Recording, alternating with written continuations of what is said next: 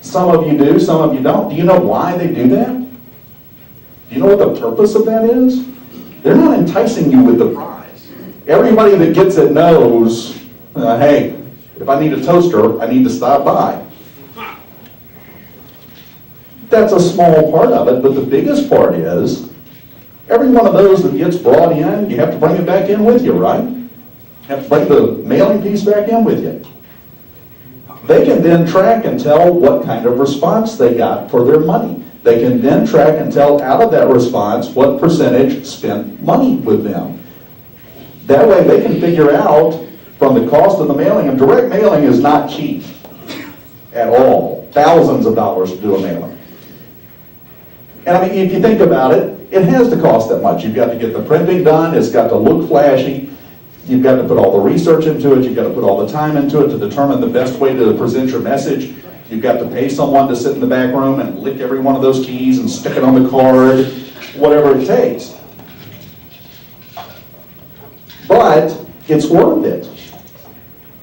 I guarantee you, Mike or no one else is spending thousands upon thousands of dollars to mail something out that most of us consider to be an item that everybody's just going to chunk in the garbage when they get it. It's called junk mail, for crying out loud. That's the expectation. It's going in the garbage for a lot of people when they get it. It's not the ones anyway. You're weeding them out. But if you generate more revenue off of spending that money on the direct mail piece than you spent to send it out, it's a bargain. If I walked up to somebody, since Ralph's poor, we'll talk about him. If I walked up to Ralph and said, hey, tell you what, got a deal. Got a $100 bill right here. If you'll give me a 20, I'll give you this 100. Would you do it? Okay, and he had to think about that. I'm really getting worried about this crew. He'd have to look at the $100 bill. I don't know, that bothers me too, because my mom said the same thing when I gave this example to her. She said, no, because it's a scam, it'd be counterfeit. If you had a machine that you could put 20s into it and it would spit out hundreds, you'd stand there all day with a stack, feeding them in one at a time. You can spend $5,000, $10,000 on a direct mailing and it's going to bring you $20,000 worth of business. And because it's been tracked and because you know the response rate, would you do it? It's not an expense at that point. It's an investment. It's just like buying inventory to have in the store to have for sale. You can't sell it if you don't have it. They're not going to buy it if they don't know you've got it. That's the thing that you have to keep in mind. And you have to answer, with everything that you do, you have to answer one big question. Everybody has it. It doesn't matter what you're going to shop for. I don't care if you're looking for a pack of gum. Whatever it is, you probably never say it out loud. You may not even consciously think it. But every single person has the same question that pops up in the back of their mind whenever they see anything that involves them trading their money for something else. If you get a message, if you get one of Mike's flyers, if you see an ad, if you hear an ad, asking you to go somewhere and shop, spend money, the first question that needs to be answered for your potential customer, you got to tell them what's in it for them. And I'm sorry, your friendly, knowledgeable staff with the 80-year-old guy in the back giving you 80 years experience isn't it. Doesn't matter to them. When you go to buy anything, what's in it for me? Is this the best deal? Is this going to give me what I want? Is this going to give me what I need? Is this going to solve a problem? If you don't answer that question, there's a significant number of the people that you're reaching with your marketing that aren't going to respond because you haven't given them a reason to care. It's just that simple. Most people, and we don't think about it this way, but it's the truth. Most people spend their money based on emotional drive. Wants contribute a lot more to the economy than needs do. Ralph doesn't sell, you need this, you have to have this. He sells, you want to protect your family. You want to make sure they're taken care of. You want to make sure if you get injured, it won't mess your family up and cause your children heartache and your wife heartbreak and cause problems for everybody. He's not selling a need. Not if he's selling it effectively, he's selling a want. He's selling an emotion. There's a marketer named Dan Kennedy, very well known at what he does. He has a great way of putting this. The way he refers to it is, no one has ever bought a hammer and a nail so they could have a hole in the wall. They're buying their grandkids' picture hanging up there where they can see it every day. They're buying that new mirror that they just bought for their wife so that she can look at her makeup and get all fixed up and pretty so that she can be happy. You're not selling a hole in the wall. You're selling an emotion. People will respond to it a lot more strongly than if you try to convince them they need this. Because, and this is something I've found, is one very simple fact as I've watched things. And with the radio business, I've had a unique perspective. With remote broadcasts, being out on location for 2, 3, 4 hours, and trying to drive traffic, you get to go on the air, present a message, and then you get to stand there and watch and see if it worked. Right then, right there, immediately. You start to figure some things out. I'm going to say 2 things, one of which everybody in here that's a business person has thought before, but you probably never said it out loud. I may shock you, but just go with me. Customers are some of the stupidest people on planet Earth. I didn't hear anybody disagree, but I saw a lot of this. You know what I'm talking about. Customers can be the stupidest people on the planet.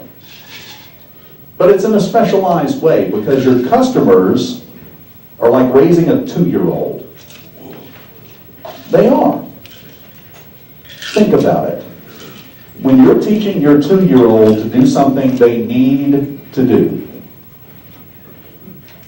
how do you get them to do it? Do you sit down and explain the benefits and explain how this is going to be the best thing for you, son, and this is what you need to do?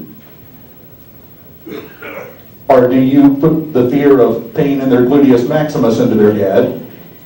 Or take something away or bribe them with something they really want that they're excited about to teach them to do it? If you've got a 2-year-old who has found that his favorite thing in the world to do is go stick his head in the toilet and flush because it feels funny, you're not going to break him of that by explaining why he doesn't need to do that. You're going to go through all the stages. Think about it. You're going to tell your 2-year-old, don't you do that again. Don't let me catch you do that again. I don't want to see you even in there. Don't do it. 5 minutes later, you know what's happened. Everybody that's had kids is laughing right now. So then, you try the other way. All right. When your father gets home, you're going to get it if you do that again. Don't you do that. Or you come here. I'm going to spank your little behind if you do that again. Don't you do that. Here we go again. Eventually you get down, you decide to try a different tact. Because that hasn't worked. Well, I tell you what. You have been wanting that wind-up, Barney, creepy, possessed-looking doll thing that you saw on TV. You've been whining about it. You've been wanting it. It's the most important thing to the world for you. You say you can't live without it. I'll get you that if you stop doing it. If you'll go pick up your room, I'll take you to the movie. Forget what you think they want. Quit assuming you know your target market. Because I have some bad news for you. You're not your target market. You're not. What you think they want may not be what they want, what they need, what will drive them to spend money with you. How do you find out? If you can stop telling them what they should think long enough to ask them what they do, you might learn something. And it might point out a way to change the way you approach people. and change the way that you bring people into your business to give you a chance to market to them. And of course, you have to take every chance you can get, right? I didn't see any hands stay up when I asked if you had all the business you wanted. Everybody wants more. One of the worst things you can do is to keep doing the same thing over and over, expecting different results. What you've been doing got you where you're at. You want to go further? Something's got to change. Maybe you need to spend more here and less here. Maybe you need to try a different avenue. How many business owners in here are marketing on the internet right now? That is a sad 4 hands I saw go up. Mine's direct mail piece he sent out. Thousands of dollars, literally, every time anyone sends out one of those direct mail pieces. If you build a website, give them an incentive to go there, give them an incentive in the form of coupons or discounts to sign up for your email list. You can send them something once a week targeted to them that addresses them by their first name when they open it for nothing. Hosting for a website costs $5 a month. An autoresponder account that will send all those out, those messages for you automatically as people sign up, it's another $10, $15 a month. We're up to about $20 a month, as opposed to thousands every time you want to send out a message. Why wouldn't you? You've got to be open to new ideas and new avenues of addressing your potential customers. Unfortunately, I could go on for about the next 6 hours, I'm afraid, because once I get cranked up on this, I never stop. But I'm determined. I've been sitting in those seats before, needing to go. I'm not going to go over. I will say, before we get done, if anybody has any questions, I'll be glad to answer them. I have one. Sure. What percentage of Dave's cute wife jokes do you use?